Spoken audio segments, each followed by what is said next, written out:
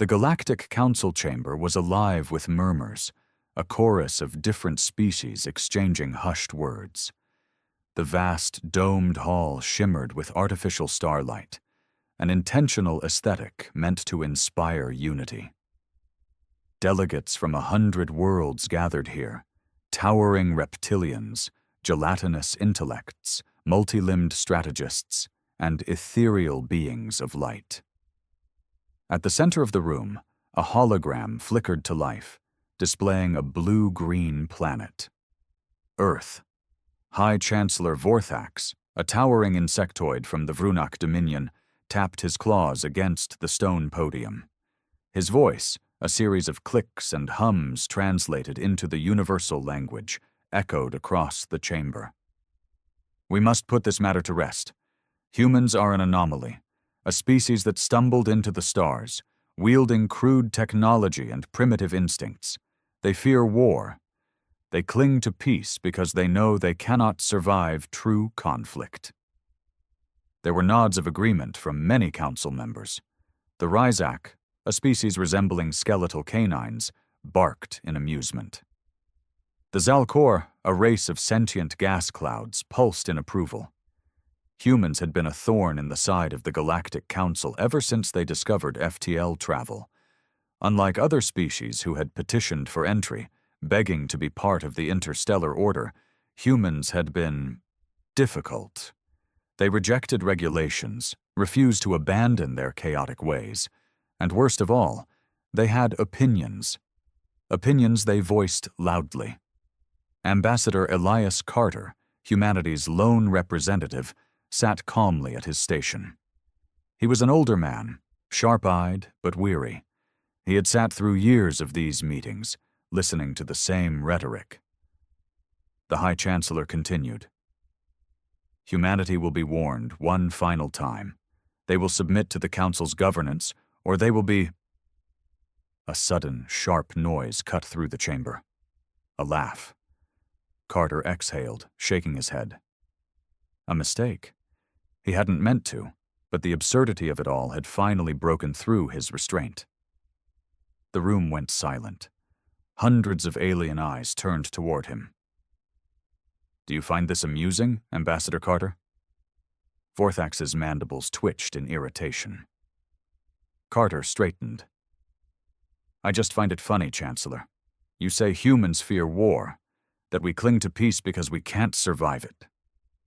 He leaned forward, hands clasped together. "Let me ask you a question. Do any of you know what happens when humans go to war?" The silence was palpable. Carter smiled, but it didn't reach his eyes. "You think we fear war? We hate war. There's a difference. We hate it because we know what we are capable of when it starts."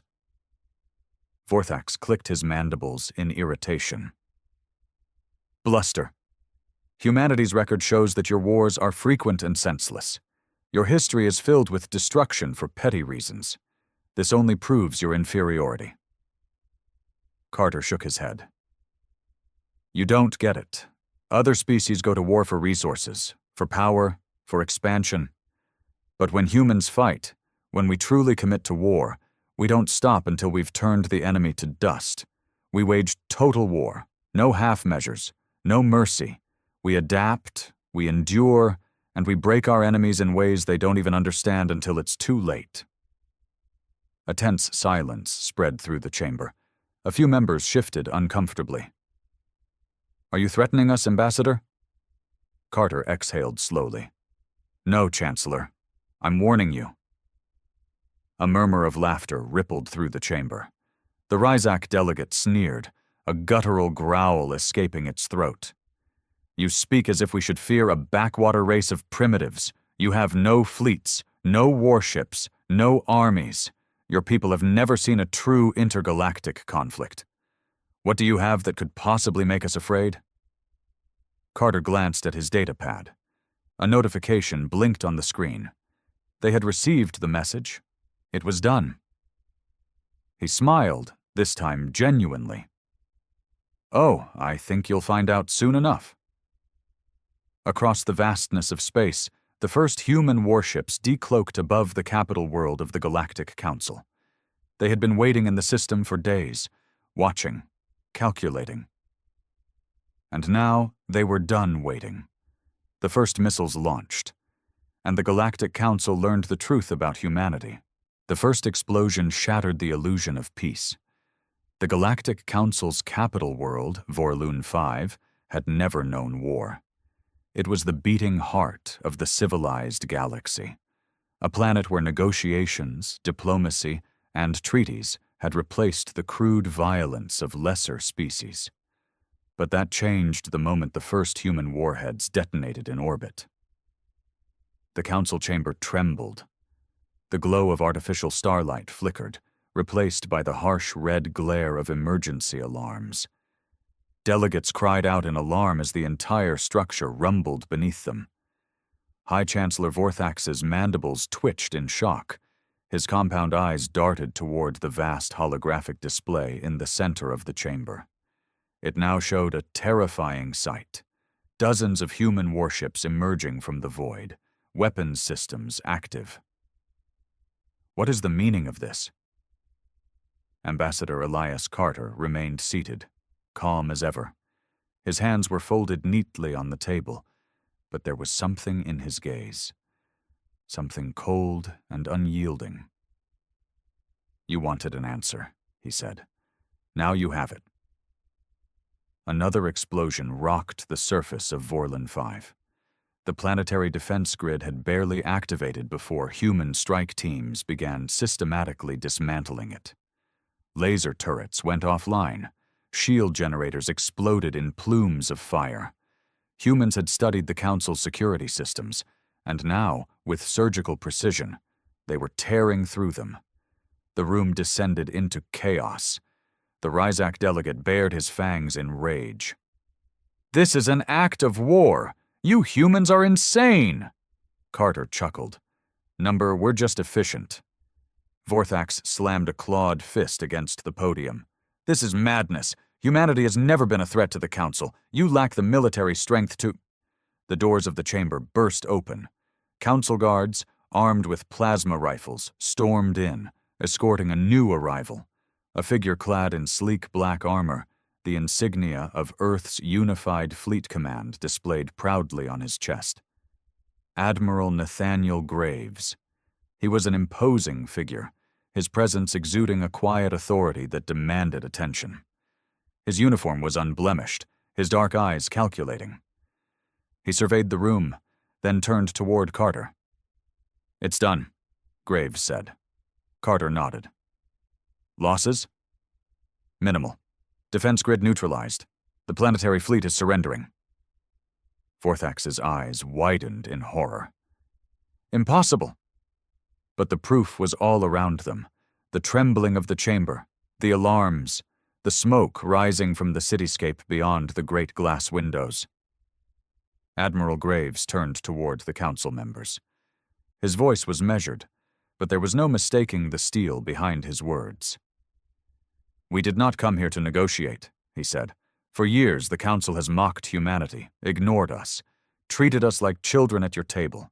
You assumed we were weak because we did not seek war." He took a step forward, his gaze sweeping over the assembled delegates. "That was your mistake." Carter leaned back, watching as the room finally grasped the situation. "Humans don't start wars," he said, "but we end them." A hologram flickered to life beside Graves, a live feed from Vorlune 5's orbital station. It showed the Council's own fleets, hundreds of ships, their weapons offline, their crews surrendering to human forces. The silence in the chamber was deafening. Then, Carter spoke again. "You called us primitive. You called us fearful. But you never stopped to ask yourselves why we avoided war." He smiled, but there was no warmth in it. "It's not because we fear it. It's because we know what happens when we embrace it." Graves turned toward the High Chancellor. "Your capital is under our control. Your fleets are in our custody. Your world is at our mercy." Vorthax's mandibles twitched, his body frozen in disbelief. Carter exhaled slowly. Now, Chancellor, let's talk about new terms. War had come to the Galactic Council, and they had never been more afraid. Smoke curled into the sky above Vorlon 5. What had once been the pristine capital of the Galactic Council now bore the scars of war. A war they never saw coming. The once invincible planetary defenses were gone. The Council's fleets, which had stood as a symbol of universal peace, now floated in orbit, powerless, their crews detained by human forces. Inside the Council chamber, the silence was thick with unspoken fear. Admiral Graves stood at the center of the room, his gaze sweeping across the assembled delegates. Many of them, creatures of power and arrogance just hours ago, now trembled in their seats. They had spent centuries dictating the laws of the galaxy. Now, they were at the mercy of humans. Graves turned his attention to High Chancellor Vorthax. The once imposing leader of the Council now looked small. His mandibles twitched as his claws gripped the podium. "You can't do this," Vorthax said, his voice lacking its usual authority. The Council is over," Graves interrupted, his tone flat, absolute. It failed. It believed war was a relic of the past, that peace was the natural order of things. He leaned forward, his expression unreadable. "You were wrong." Carter, still seated, let out a slow breath. "For years, we warned you. We tried diplomacy. We played by your rules, and every time you mocked us, treated us like children, you thought we feared war." He shook his head. "But the truth is, we feared what we would have to become if war ever found us." Vorthax bared his fangs. "You think you can just take control? Humanity is one species. The rest of the galaxy will rise against you." Graves smirked. "You still don't get it, do you?" A hologram flickered to life above the chamber, showing dozens of alien fleets across the galaxy. Some were mobilizing, but not for war, for surrender. The humans hadn't just attacked Vorlon 5. Their forces had struck simultaneously at multiple key locations: Council-controlled shipyards, communication hubs, and military strongholds. It had taken them mere hours to dismantle centuries of intergalactic power. The room erupted in panic. Council members shouted over one another, their voices filled with desperation. The reality was sinking in. They hadn't just lost a battle. They had lost the war before they even knew it had begun. Vorthax's claws clenched. "You will never be accepted as rulers of the galaxy. The other species will resist." Carter let out a short laugh. "We don't want to rule the galaxy, Chancellor. That's what you still don't understand. Humanity doesn't need an empire." He gestured toward the hologram. "We don't need to force anyone to accept our terms, because they've already chosen to." Graves nodded. "The moment your fleets fell, the truth became clear to every species in the Council. Their leaders failed them. They put their faith in a system that was built on illusion, the illusion that war would never return." His expression darkened. "But war is the natural state of the universe, and humanity? We mastered it." The Ryzak delegate slammed a fist onto the table. "Then what do you want? If not power, then what?" Graves turned toward Carter, who exhaled and finally stood. He walked slowly to the center of the chamber, his steps echoing in the silence. "We want order," Carter said. Vorthax let out a sharp hiss. "That's what the Council provided." Carter's eyes flashed with something dark. "Number. That's what you pretended to provide. The Council was never about peace. It was about control. You kept weaker species in line through bureaucracy, through regulations that benefited the powerful while ensuring others remained stagnant." He took another step forward. "You talk about fear, Chancellor.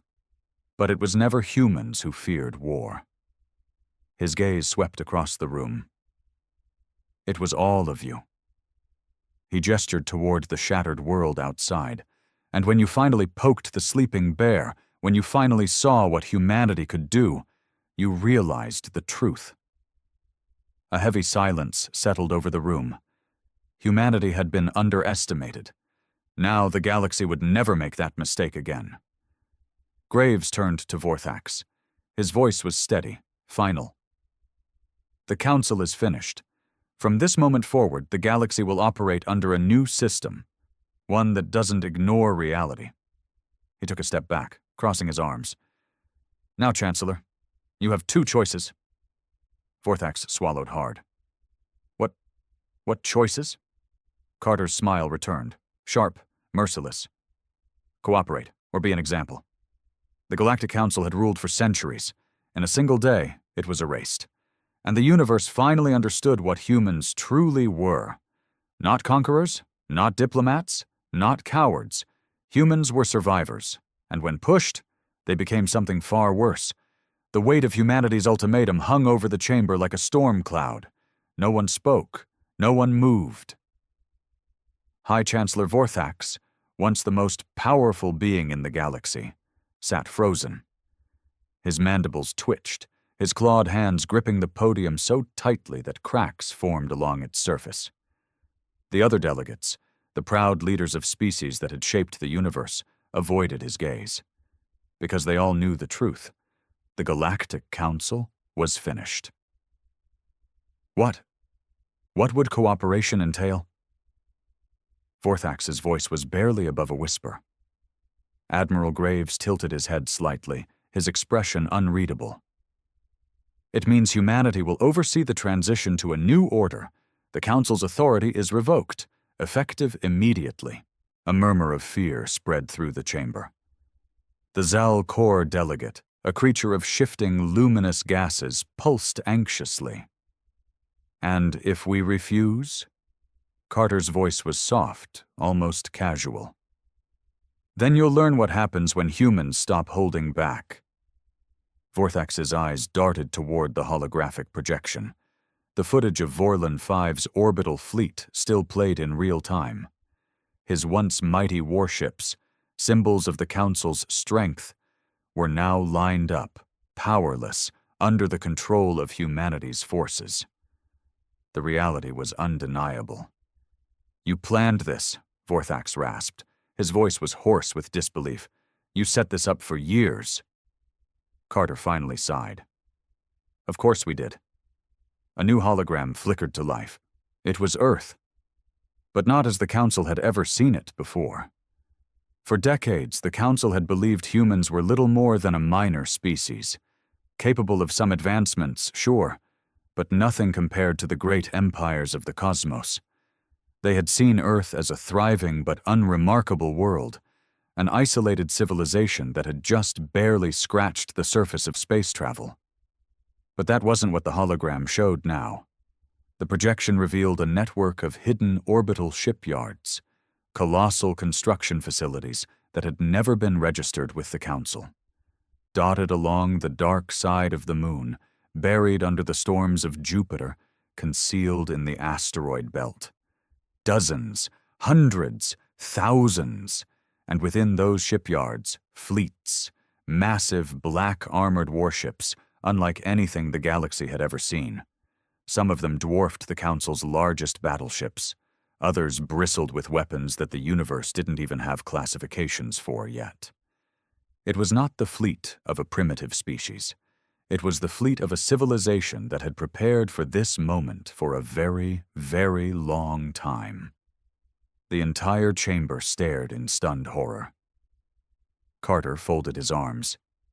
Did you really think we were just floating through space, hoping for the best? His voice carried an edge of amusement. Number. The moment we realized how the Council saw us, how you belittled us, how you dismissed us, we understood what needed to be done. He gestured towards the hologram. You thought we feared war. You thought we couldn't handle it. But in reality, we've been waiting. The Zal Kor delegate stammered, their gaseous form flickering wildly. But the regulations, we never followed them. Admiral Graves finally spoke, his tone like iron on stone. For years, we let you believe we were weak, that we were scattered, disorganized, that our fleets were small, that we had no real military force. He let the words settle. But that was a lie. A new projection appeared beside him, a recorded video feed taken from a Council intelligence drone, one that had infiltrated human space years ago. It showed military training facilities unlike anything the Council had. Endless stretches of land, where human soldiers trained in conditions so brutal, no other species could have survived them. Urban warfare simulations, harsh planetary environments, zero-gravity combat drills, and most horrifying of all, weapons testing. Weapons the galaxy had no defense against. Carter turned back to Vorthax. We knew this day would come, and when it did, he smiled, cold and merciless. We made sure we'd be the ones to finish it. Vorthax was shaking now. The mighty Galactic Council, the ruling power of the cosmos for centuries, had been outplayed, outmatched, and outmaneuvered by the very species they had looked down upon. You were never in control, Graves said, his voice calm and final. You just thought you were. Silence. Then, slowly, the Ryzak delegate, one of the most vicious, warlike species in the Council, stood up and bowed. His canine-like snout lowered in submission. A moment later, the Zalcor delegate did the same. Then another, and another. Within minutes, every single delegate in the room had bowed before humanity. Vorthax remained standing, his body trembling with fury, with humiliation. He hated them. He hated that they had been so blind, that they had never seen this coming. But he hated one thing even more. The fact that, deep down, he now understood why humans were feared, and why, from this day forward, the galaxy would never, ever challenge them again. The chamber remained silent, thick with the weight of a new reality. The Galactic Council was no longer the dominant force of the universe. Humanity had shattered that illusion. Vorthax stood frozen, his mind a storm of disbelief and seething rage. He had spent centuries securing the galactic order, ensuring that war remained a relic of the past. But now, war had returned, and it had a human face.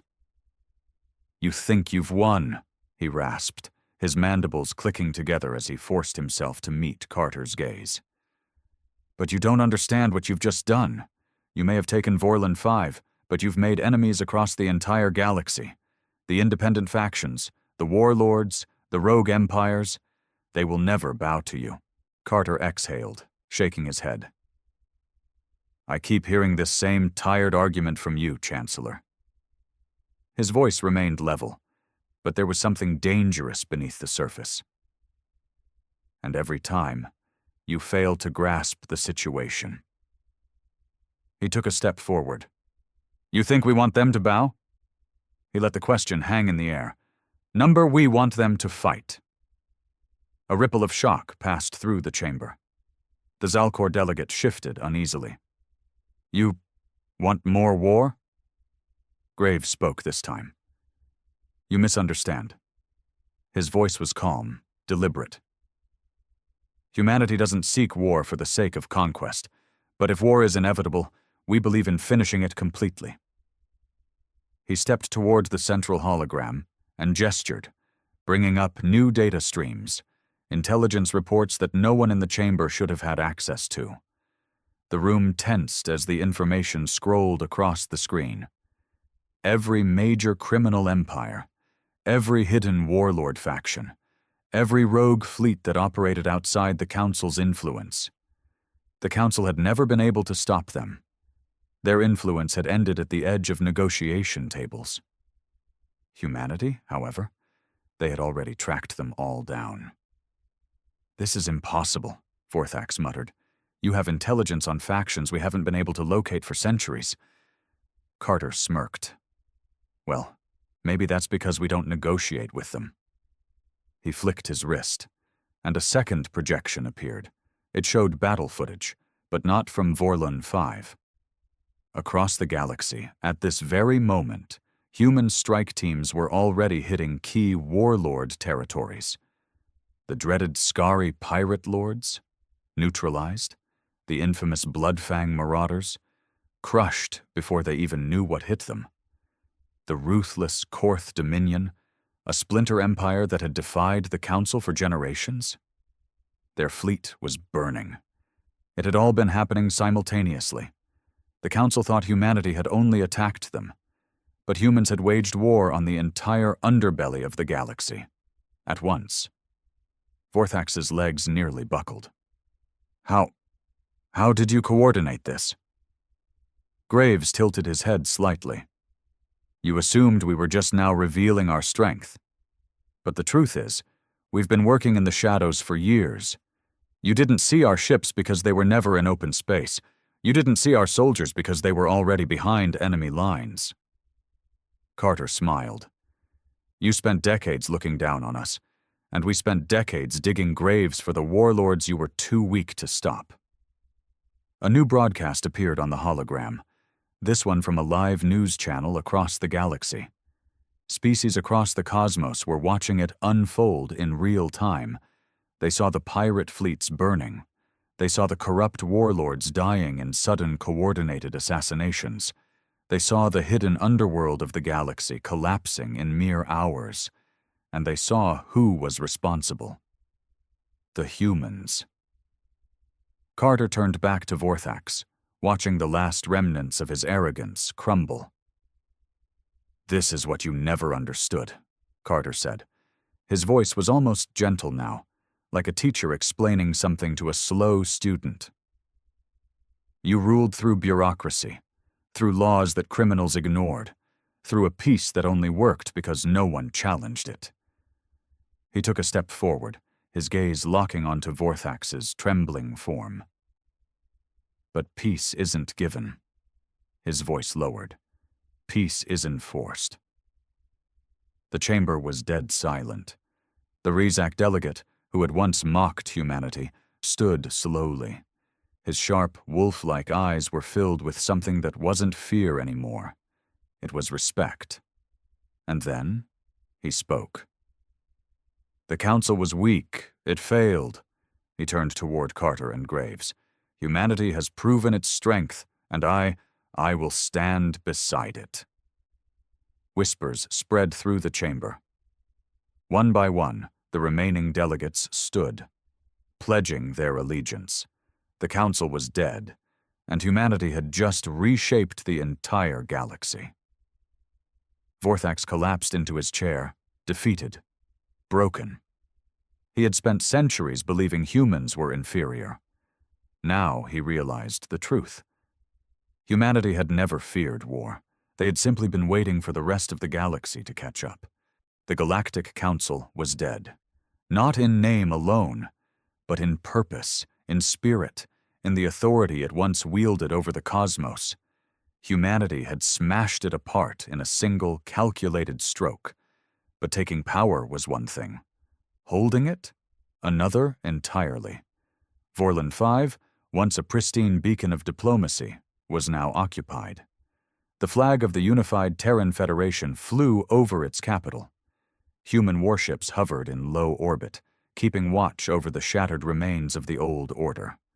Admiral Graves stood atop the Council's grand balcony, the highest point of the city. From here, he could see the skyline. Smoke rising from pockets of resistance. The shattered remnants of once glorious council buildings. It was a symbol of a new era. You know this won't be easy. Carter stepped beside him, the ever-calm diplomat watching the city below. Graves exhaled, his expression unreadable. Nothing worth doing ever is. A cold wind cut through the balcony. Below, human troops moved with precise efficiency, securing government buildings and rounding up former council leaders who had refused to surrender. Some fought, some fled, but none escaped the inevitable.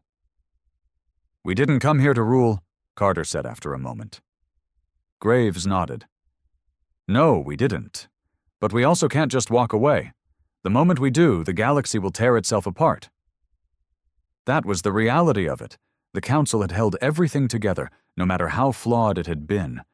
Without it, there would be chaos, power vacuums, rogue factions seeking to fill the void, and even though humanity had dismantled the old order, they now found themselves in an even more dangerous position. They had become the new center of power, and now the entire galaxy was watching them.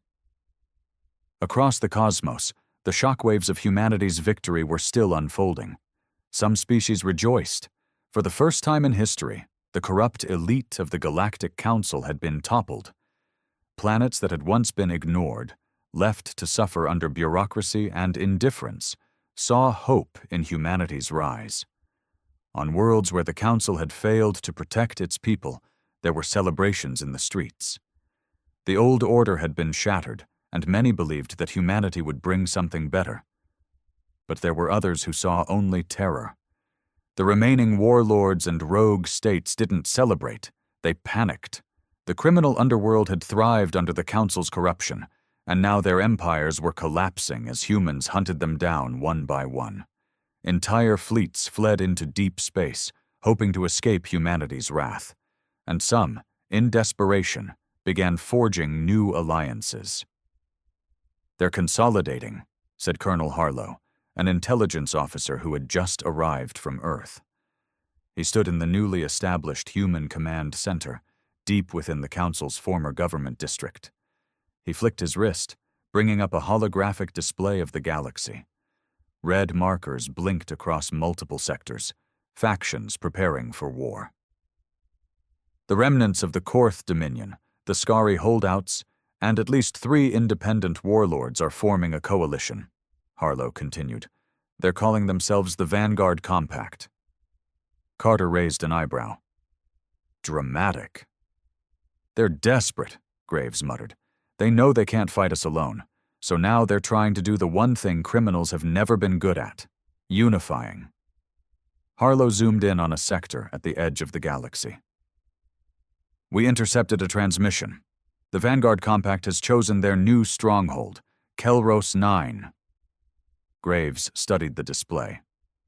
"How well defended?" "Heavily. They're pulling everything they have to fortify it. We estimate thousands of ships, planetary defenses, and ground troops." A brief silence passed.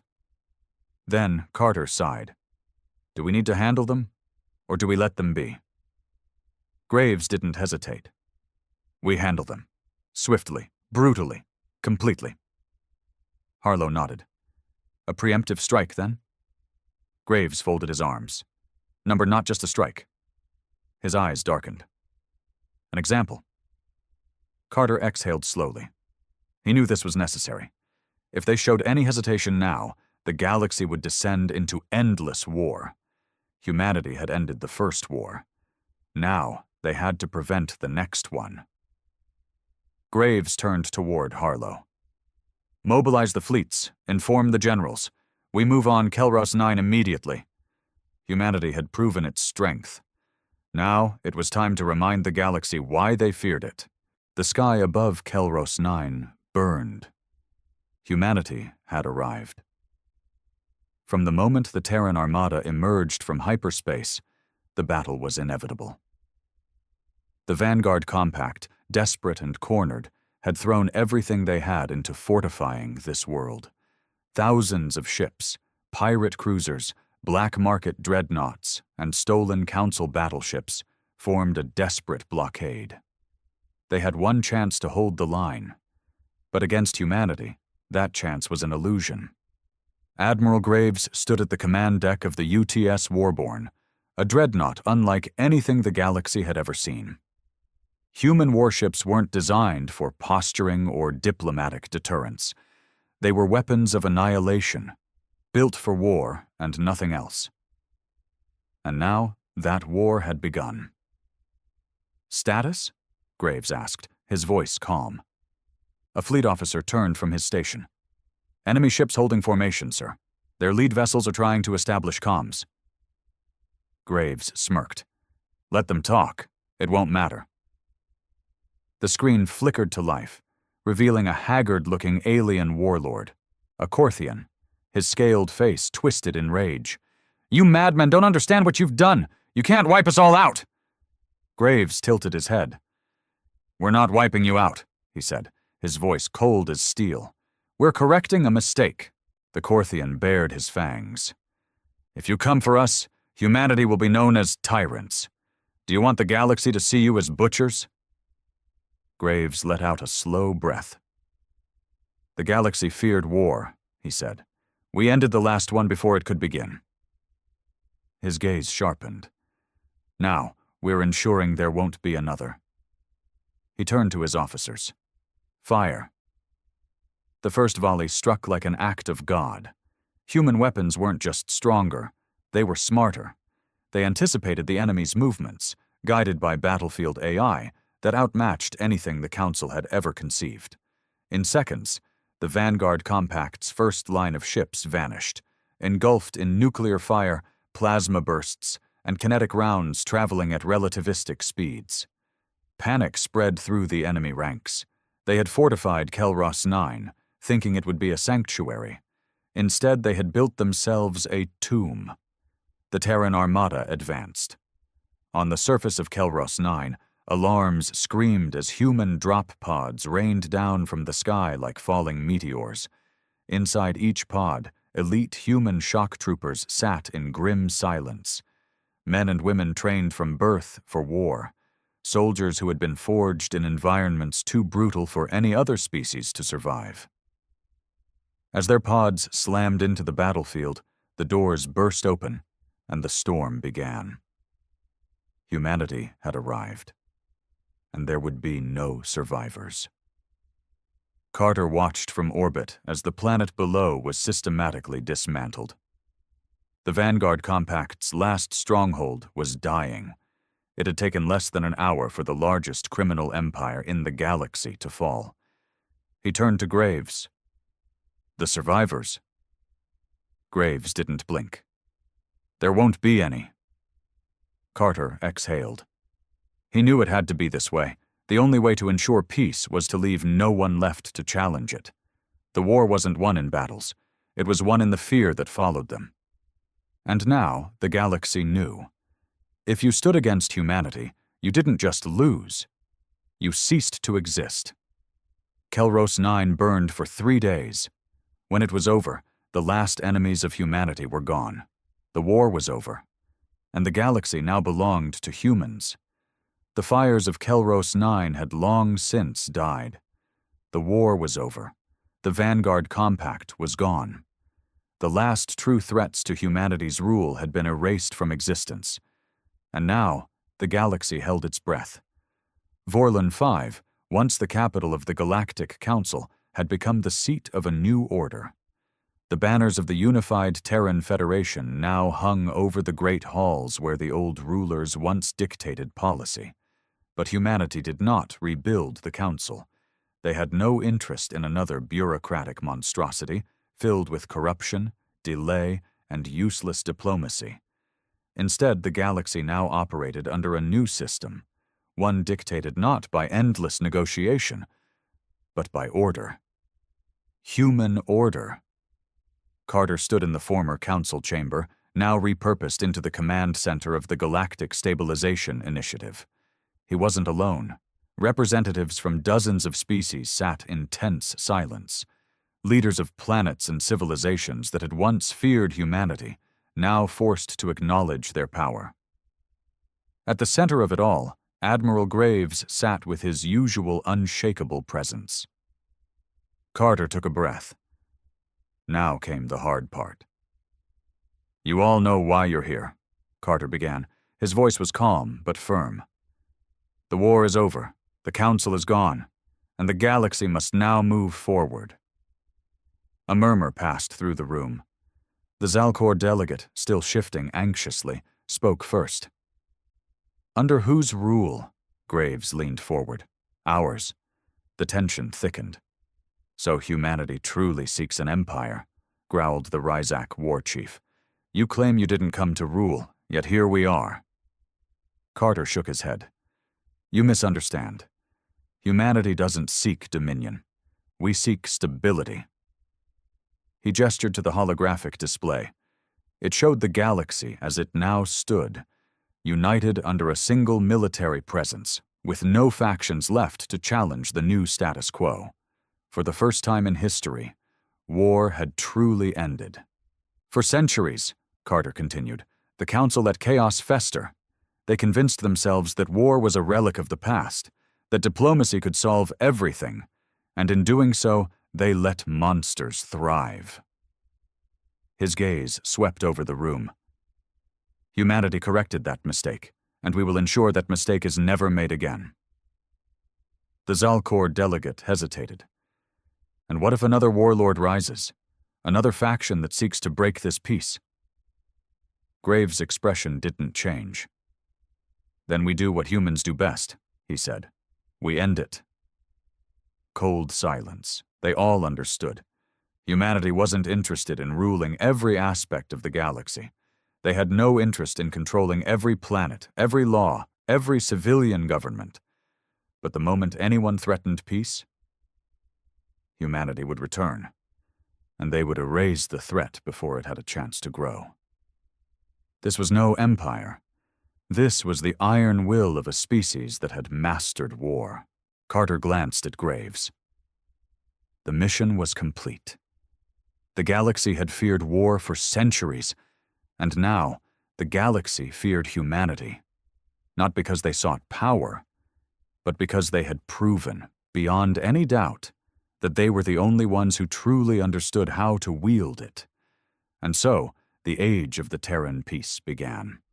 Not built on empty words, not built on fragile treaties, but built on the absolute certainty that if war ever threatened the stars again, humanity would return, and this time they wouldn't leave anything behind.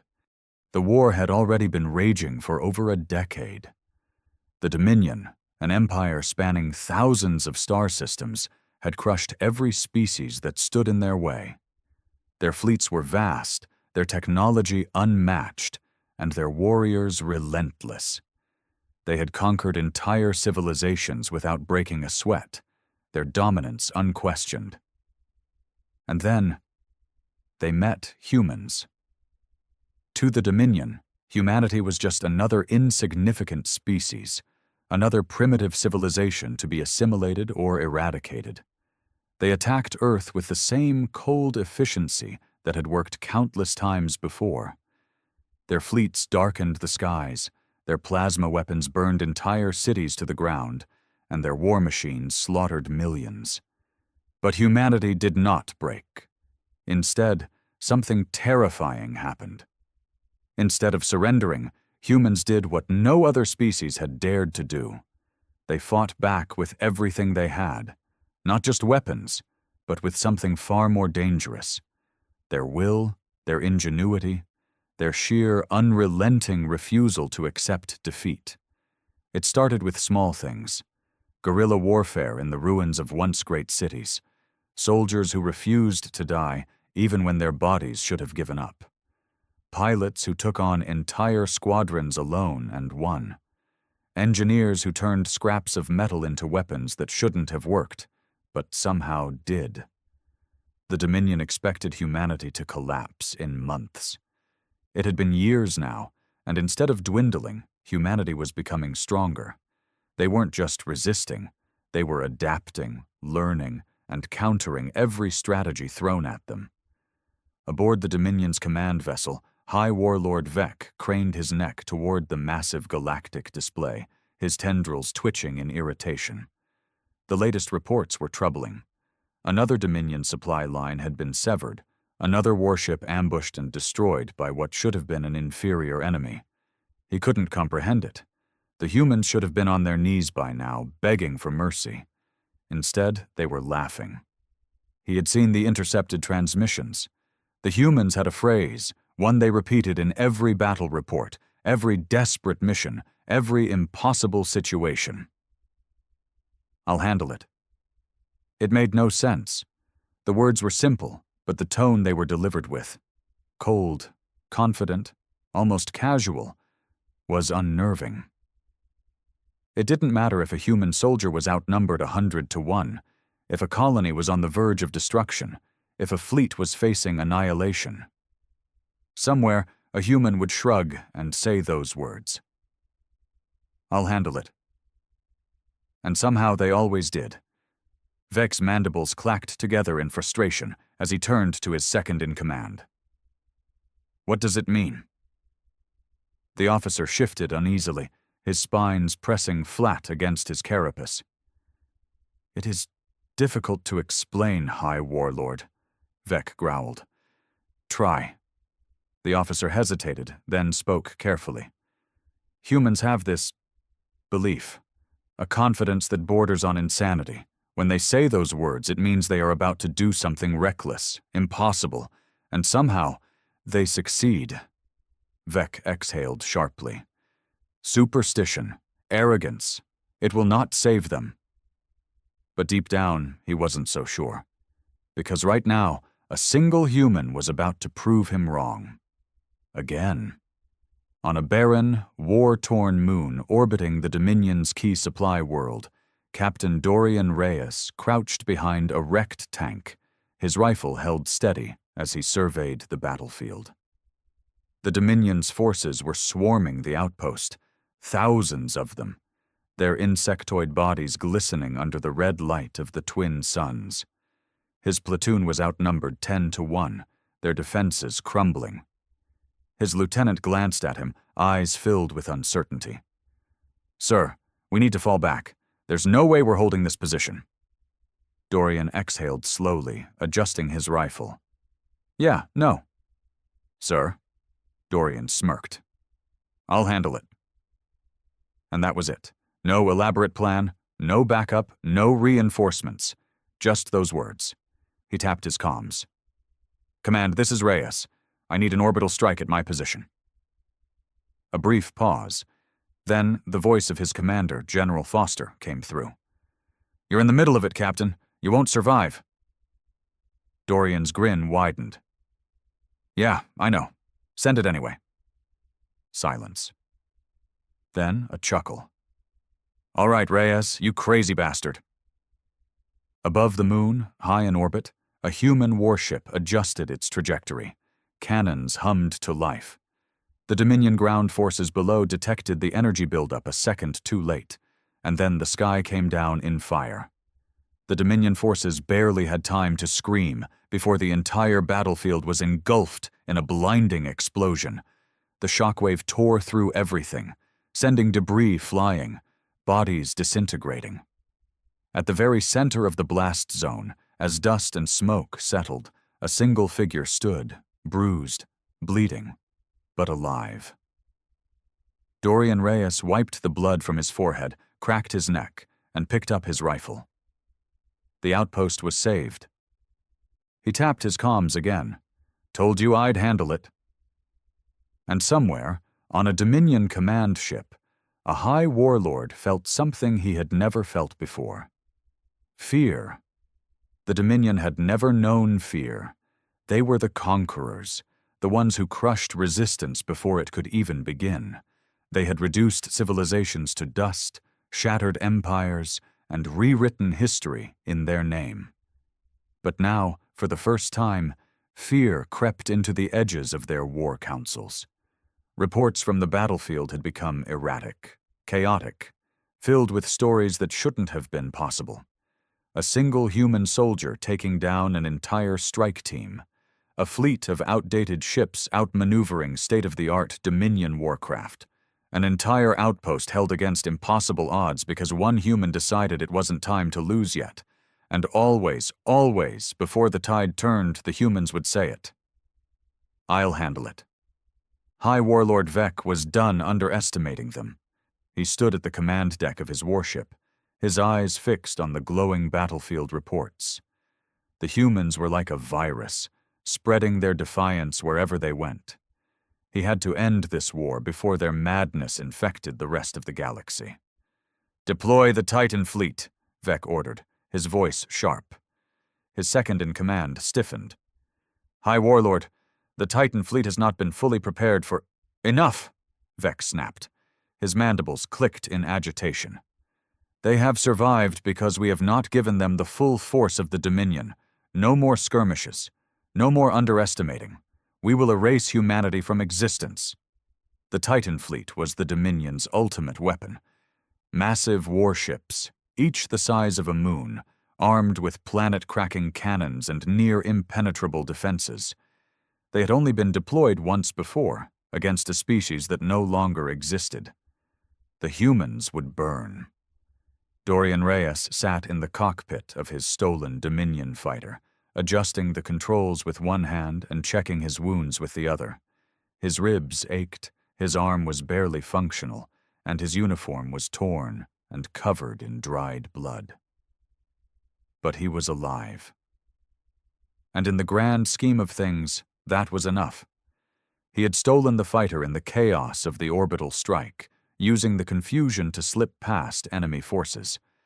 Now he was heading straight toward the Dominion's supply fleet. If he could cripple it, humanity would have a chance to push forward. His comms crackled to life. "Reyes, do you copy?" Dorian smirked at the familiar voice. "Loud and clear, General." "You are one stubborn son of a bitch," General Foster said, his voice carrying a mix of amusement and relief. "I assume you've got another crazy plan?" Dorian checked his scanner. The Dominion supply fleet was 2 jumps away. He had 1 fighter, half a tank of fuel, and an old Dominion officer's uniform stuffed in the cockpit. "Yeah," he said. "I'll handle it." A long pause, then a sigh. "Why do I even ask?" Dorian grinned. "Because it always works." The Dominion supply fleet was massive, a convoy of heavily guarded transport ships carrying weapons, fuel, and reinforcements to the front lines. Dorian slipped into formation, his stolen fighter blending seamlessly with the others. The Dominion's reliance on protocol and rigid structure was their greatest strength, and their greatest weakness. They didn't expect creativity. They didn't expect improvisation. And they sure as hell didn't expect someone like Dorian Reyes. He accessed the fighter's command console, bypassing the security locks with stolen access codes. A few keystrokes, and he was in. The supply fleet's security grid flickered. The automatic threat detection system shut down. The Dominion warships watching over the convoy went blind for exactly 10 seconds. And in those 10 seconds, Dorian did the unthinkable. He transmitted false orders directly to the Dominion captains. Priority override. All transports are to reroute to Sector 14B for emergency resupply. Immediate compliance required. A moment of hesitation. Then, one by one, the massive transport ships began veering off course. Dorian exhaled slowly. The Dominion's reliance on hierarchy was laughable. They followed orders blindly, never questioning, never adapting. And now their entire supply fleet was headed straight into an ambush. High Warlord Vec watched the reports with growing rage. "What is happening?" he snarled. The officer stammered. "Our supply fleet. It has changed course. Orders were issued from—" He hesitated, his tendrils twitching nervously. "From your command, High Warlord." Vec's eyes burned with fury. "I issued no such orders." Then realization dawned. The humans. They had infiltrated his fleet. They had turned his own ships against him. And somewhere out there, he knew, a single human was grinning as he whispered those cursed words. "I'll handle it." The Dominion supply fleet was flying straight into a nightmare, as the massive transport ships unknowingly rerouted to Sector 14B. Humanity was already waiting for them. Cloaked warships hovered in the asteroid belt, their engines running cold, weapons primed. Fighters lined up in perfect formation, hidden in the debris fields, engines off to avoid detection. They had one chance. One moment to strike before the Dominion realized the mistake. General Foster sat aboard the UNS Retribution, watching the supply fleet inch closer. Every second felt like an eternity. Then, finally, The Dominion ships crossed the threshold. Foster took a breath. "All units," he said. "Light them up." Space ignited. A storm of missiles, railgun fire, and high-energy blasts tore through the Dominion's unshielded transports. The first ship exploded instantly, breaking apart in a fireball that sent debris flying. The second took direct hits to its fuel reserves, detonating like a miniature sun. In an instant, the ambush was absolute. Dorian Reyes watched from his stolen Dominion fighter, a smirk forming on his lips. "Beautiful," he muttered, gripping the controls. He gunned the engine, breaking formation and diving toward one of the remaining transports. The Dominion finally realized the trap. Fighters scrambled from the remaining ships, trying to form a defensive perimeter. But it was already too late. Dorian wove through the chaos, his stolen ship giving him the perfect disguise. He opened fire, blasting apart a Dominion escort before it could get its shields online. His comms crackled as another pilot, Lieutenant Vasquez, hailed him. "Reyes, I swear if you don't die today, I'm buying you a drink." Dorian chuckled. "I like whiskey. Expensive whiskey." "I hate you." "I know." With a sharp turn, Dorian locked onto the largest transport in the fleet, one of the Dominion's primary ammunition haulers. If they could take it out, the enemy front lines would be crippled. But the Dominion wasn't going down without a fight. A massive warship, nearly 3 kilometers long, emerged from the shadow of a nearby moon, its hull bristling with weapons. It was a Titan-class dreadnought, one of the Dominion's deadliest war machines. Dorian's smirk faded. Well, that complicated things. On the Dominion flagship, High Warlord Vek's mandibles twisted in fury. "Deploy all forces," he growled. "Destroy the humans. Burn their fleet to ashes." His officers scrambled to obey, but inside, Vek felt something gnawing at him. This wasn't how battles were supposed to go. The Dominion struck first, crushed their enemies, and moved on. But now they were reacting, being outplayed. And the worst part? One human had done this. One. It was impossible. It was madness. It was terrifying. But it was real. And Vek had the sinking feeling that this wasn't over. Dorian Reyes stared at the incoming Titan-class warship, his fingers tightening on the controls. The Dominion didn't play fair. Good. Neither did he. He opened his comms to the fleet. "All right, listen up. We need to take down that dreadnought or we're all screwed. Any bright ideas?" Silence. Then Vasquez sighed. "You're going to do something stupid, aren't you?" Dorian grinned. "Always." He flipped the fighter into a tight spin, accelerating straight toward the dreadnought. Alarms blared inside the cockpit as targeting systems locked onto him. Plasma turrets swiveled, preparing to blast him out of existence. But Dorian had no intention of dying today. He punched the afterburners, weaving through the incoming fire, dodging explosions by inches. The dreadnought's shields flared as he skimmed the surface, flying so close he could see the seams in the metal plating. Then he saw it. A docking bay. Still open, still receiving transports. Perfect. "Vasquez," he said, grinning like a madman. "Tell my mom I love her." "Reyes." He cut the comms and dove straight into the docking bay. The docking bay loomed ahead, a gaping maw in the side of the dreadnought. Dozens of Dominion fighters were landing and taking off in perfect regimented order, until Dorian Reyes ruined everything. His stolen fighter rocketed into the bay at full speed, dodging incoming ships by inches. Sirens blared as Dominion pilots scrambled out of the way, their systems struggling to register an unauthorized entry. Dorian grinned. "Showtime."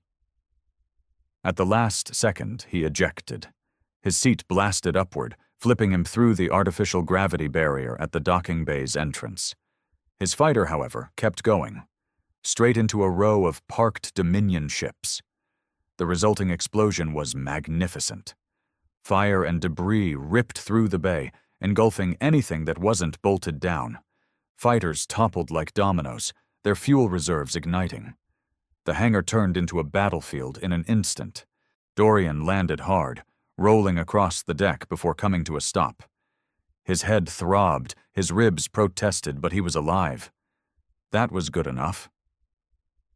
"All right," he muttered, groaning as he pushed himself up. "Step 1. Infiltrate the ship. Step 2. Don't die." A squad of Dominion soldiers spotted him, their weapons snapped up, their insectoid bodies moving in perfect coordination. Dorian gave them a lazy salute. "Hey there." They opened fire. He dove behind a stack of crates, bullets, and plasma bolts slamming into the metal. Reaching to his belt, he grabbed a Dominion shock grenade, one of the many souvenirs he had picked up over the years. With a flick of his wrist, he tossed it over the crates. The soldiers barely had time to react before the grenade detonated, sending an electrical surge through their armor. They collapsed, twitching violently. Dorian smirked. "Step 2. Check." He snatched a rifle from one of the unconscious soldiers and bolted toward the nearest corridor. He had no idea where he was going, but that was never a problem before. All he needed to do was cause as much chaos as possible.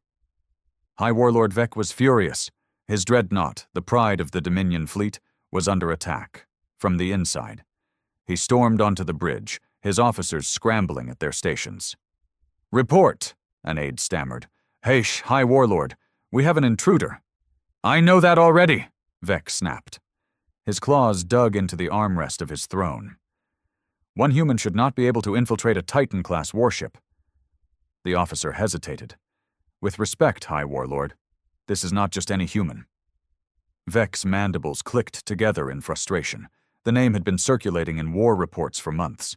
Reyes, a soldier, a saboteur, a nightmare in human form.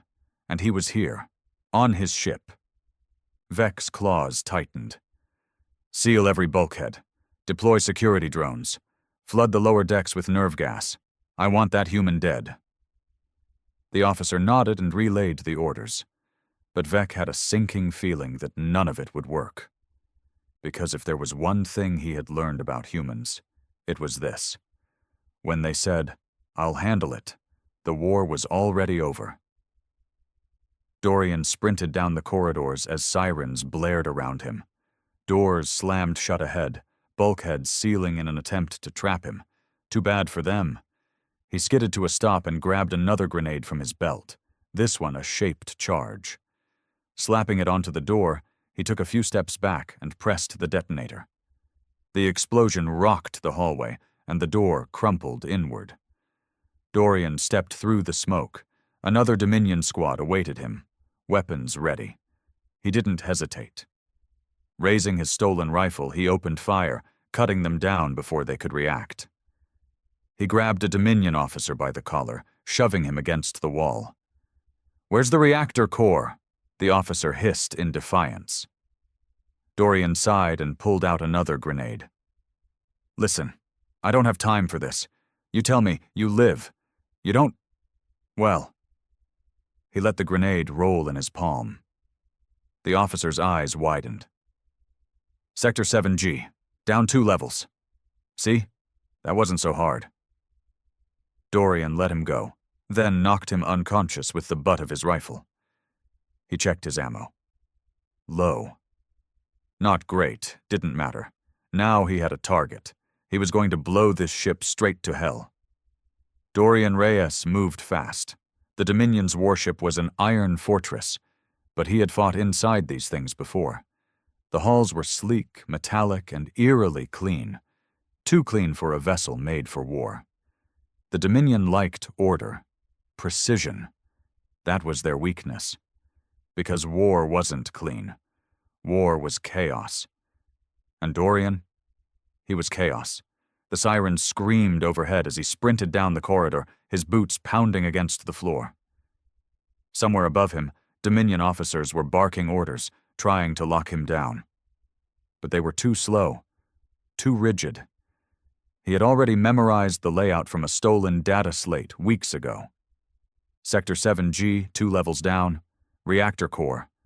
The heart of the ship. Take it out, and the whole war machine crumbles. He ducked into a side passage as a squad of Dominion soldiers rounded the corner, their rifles at the ready. He heard them barking in their chittering language, scanning the area. They moved like machines, like programmed drones following protocol. Dorian smirked. He had no use for protocol. He pulled a smoke grenade from his belt, twisted the cap, and rolled it into the hallway.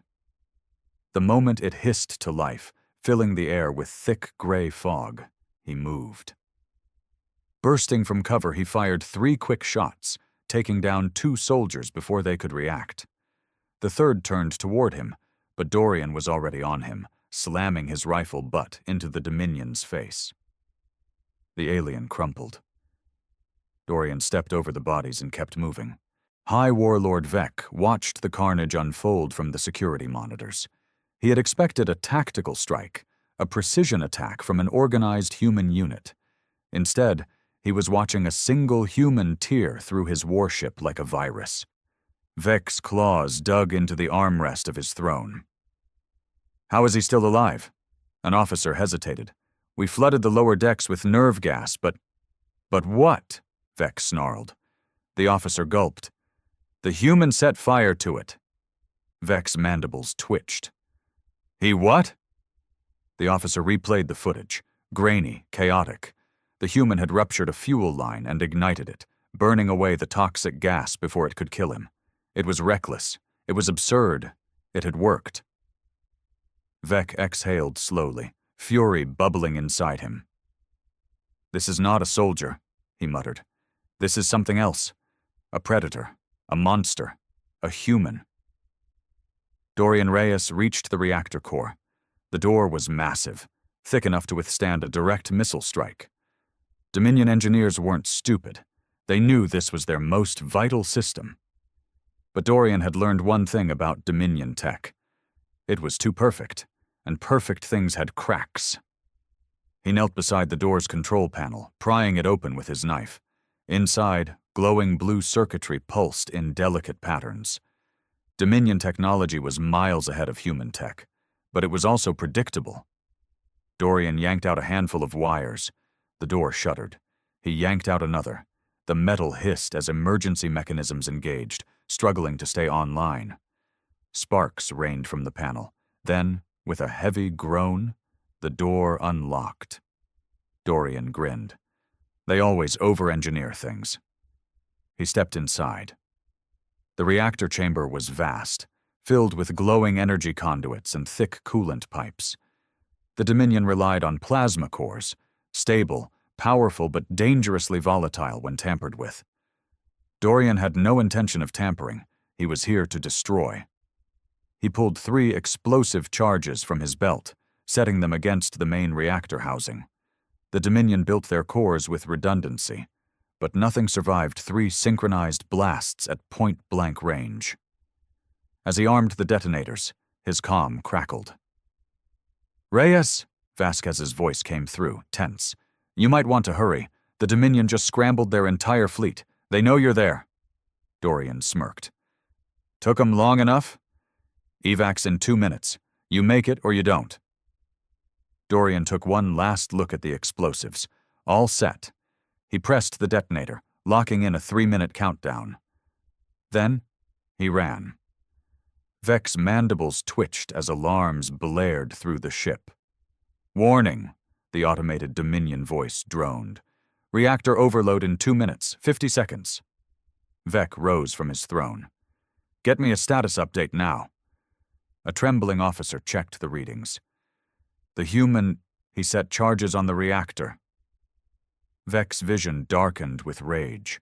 He had spent his life conquering civilizations, commanding fleets, shaping history itself. And now he was being humiliated by one man? Unacceptable. The warship shuddered as the self-destruct countdown continued.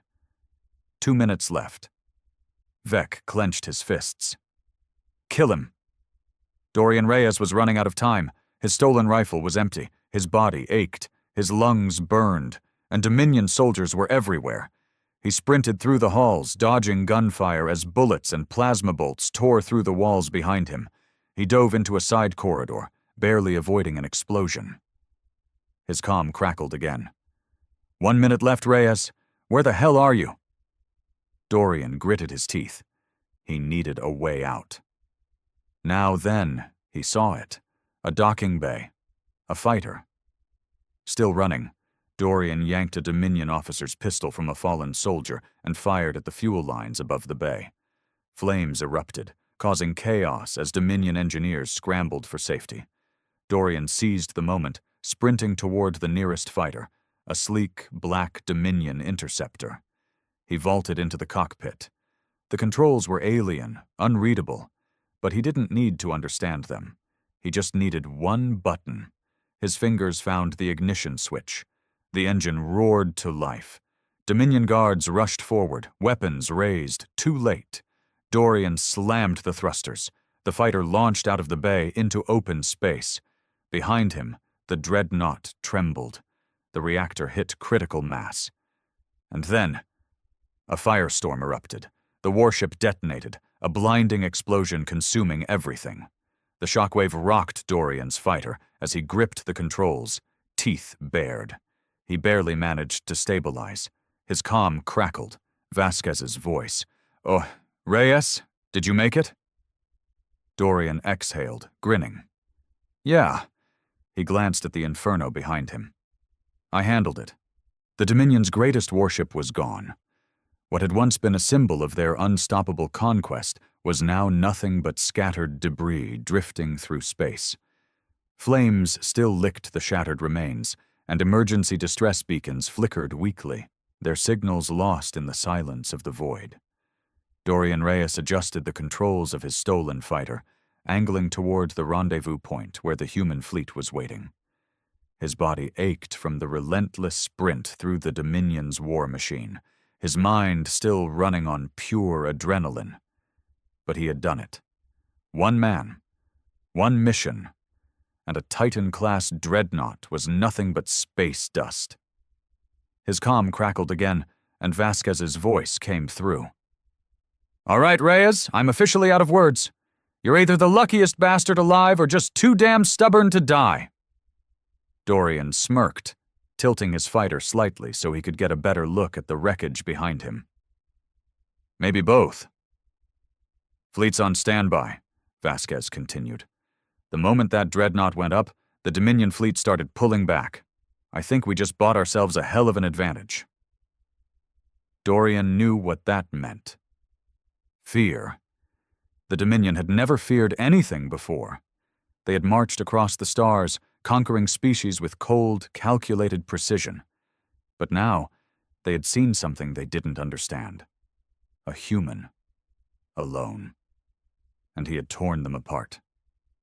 High Warlord Vek stood in the shattered remains of his throne room. The bridge of his warship had been on the highest deck, overlooking the stars like a god surveying his domain. Now nothing remained but a twisted, blackened shell, drifting in space. The emergency escape pod had barely saved his life. His fleet was in chaos. The humans had crippled their supply lines, destroyed their most powerful warship, and turned the tide of battle in a way no species ever had. And the worst part? It had not been an army, not a fleet, not a strategic council of masterminds. It had been one. One single human had done all of this. Vek's claws scraped against the metal console as he replayed the security footage one more time. The human running through the corridors. The human tearing through Dominion warriors like they were nothing. The human setting charges on the reactor core without hesitation. And then, the last transmission before his warship exploded. I handled it. Vek shut off the display. His breath came in ragged bursts, his mind a whirl of emotions he had never felt before. He had underestimated them. That was his mistake. That was the Dominion's mistake. He could feel it now, a shift in the war, in the way the galaxy would speak of humans from this day forward. The Dominion had thought them weak, simple, a species to be crushed like all the rest. But they weren't weak. They were something else. They were creatures that thrived in chaos, who fought hardest when they had nothing left. They were reckless, unpredictable, and terrifyingly determined. And when they said, "I'll handle it," the war was already over. Vec exhaled and turned to his remaining officers. "Send a message to the High Command," he ordered. His voice was steady, but deep beneath the surface, something had cracked.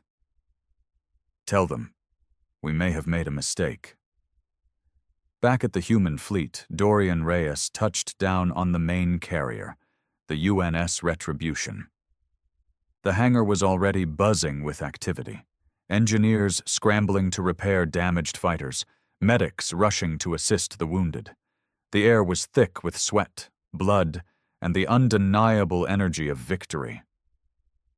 As soon as he climbed out of the stolen fighter, a squad of soldiers rushed toward him, cheering and clapping him on the back. He grinned, wincing at the soreness in his ribs. General Foster stood at the edge of the hangar, arms crossed, watching him with a look that was half amusement, half exasperation. Dorian walked up, giving a lazy salute. "Mission accomplished, sir." Foster sighed. "You're a goddamn nightmare, Reyes." Dorian smirked. "I try." Foster shook his head, but a smile tugged at the corner of his mouth. "You realize what you just did, don't you?" Dorian glanced around. The entire fleet had been preparing for a long, grueling war against an enemy they had never thought they could match. And now? Now the Dominion was retreating. Now humanity had a chance. Dorian shrugged. "Yeah, I handled it." The human fleet was alive with energy. Victory. It wasn't a word they had used often in this war. They had been surviving, resisting, clawing out scraps of hope where they could. But now? Now they had done something impossible. A single human had walked onto the Dominion's deadliest warship and turned it into a graveyard. And the enemy knew it. Dorian Reyes sat in the debriefing room aboard the UNS Retribution, his bruised body aching from every movement. His uniform was still ripped, stained with dried blood, but he hadn't changed. He was too busy enjoying the moment. Across from him, General Foster paced the room, hands clasped behind his back. The older man was calm, always thinking ahead, but even he couldn't hide the smirk tugging at the corner of his lips. "You really did it," Foster said finally, shaking his head. Dorian leaned back, propping his boots up on the table. "Yeah, not bad, huh?" "Not bad?" Foster scoffed. "You took down a Titan-class dreadnought, crippled their supply lines, and made the Dominion panic. I'd say that's a little more than not bad." Dorian grinned, despite the exhaustion weighing on him. "Hey, I told you, I'd handle it." Foster sighed, rubbing his temples. "You're impossible." Then, after a beat, he added, "But we needed this." That was an understatement. The Dominion had been winning for years. Every battle had been a desperate struggle just to hold the line. But now, for the first time, humanity wasn't just fighting back. They were winning. Across the stars, in the Dominion's Central War Council, the High Command was in turmoil. The chamber was dimly lit, the air thick with tension. Vec stood before the gathered warlords, his armor still dented from the destruction of his warship. His voice was steady, but deep beneath the surface, there was something new. Doubt. "They are not what we believed them to be," he said. The warlords hissed in displeasure. "They are primitives," one of them snapped. "A mistake of evolution. They should have been eradicated months ago." Vec's mandibles clicked together. And yet, one of them destroyed a Titan-class warship, alone. The chamber fell silent. They had all seen the reports, the footage, the way the human, this Dorian Reyes, had torn through their forces with reckless defiance. One soldier, one man, and he had done more damage in a single mission than entire fleets had in years. Another warlord growled, slamming his clawed hand onto the table. He was an anomaly, a statistical outlier. Vec stared at him. Was he? He turned to the display at the center of the room, showing the latest intelligence reports. The human fleet wasn't just surviving anymore. They were pushing forward. Dominion outposts were falling. Supply lines were failing. And every time they tried to counterattack, the same words kept appearing in intercepted transmissions. A phrase the humans repeated with unshakable certainty. I'll handle it. Vec exhaled slowly. It is not just one soldier. It is all of them. Their minds do not function like ours. We calculate risk. We weigh consequences. They do not. He gestured to the reports. They win battles they should lose. They survive what should kill them. And now they believe they can defeat us. Silence. Then, one of the warlords, older and more cautious than the others, spoke. And if they are right? No one answered. For the first time in Dominion history, they did not know. Dorian stood at the observation deck of the Retribution, staring out at the stars. The wreckage of the Dominion fleet was still drifting out there, a silent monument to what had just happened. Vasquez walked up beside him, arms crossed. So what now? Dorian took a deep breath. Now. He let out a slow exhale, eyes locked on the distant stars. Now we stop surviving. Vasquez raised an eyebrow. And start what? Dorian's lips curled into a smirk. Winning. Because for the first time since the war had started, humanity had something more powerful than weapons or technology. They had momentum, and they weren't stopping. The war had changed. For years, humanity had been fighting with their backs against the wall, always retreating, always barely surviving. The Dominion had been a force of nature, relentless and unstoppable. But now, the impossible had happened. Now, humanity was winning. Dorian Reyes walked through the war room aboard the UNS Retribution, surrounded by high-ranking officers, strategists, and battlefield commanders. The holomap in the center of the room showed a growing wave of red. Dominion territory. And it was shrinking. General Foster stood at the head of the table, his expression unreadable. We've analyzed the latest intel. The Dominion is pulling back, not a full retreat, but they've slowed their offensives. He tapped the holomap, zooming in on key systems. They're refortifying their inner colonies. They know they've lost momentum. A murmur ran through the room. This was unprecedented.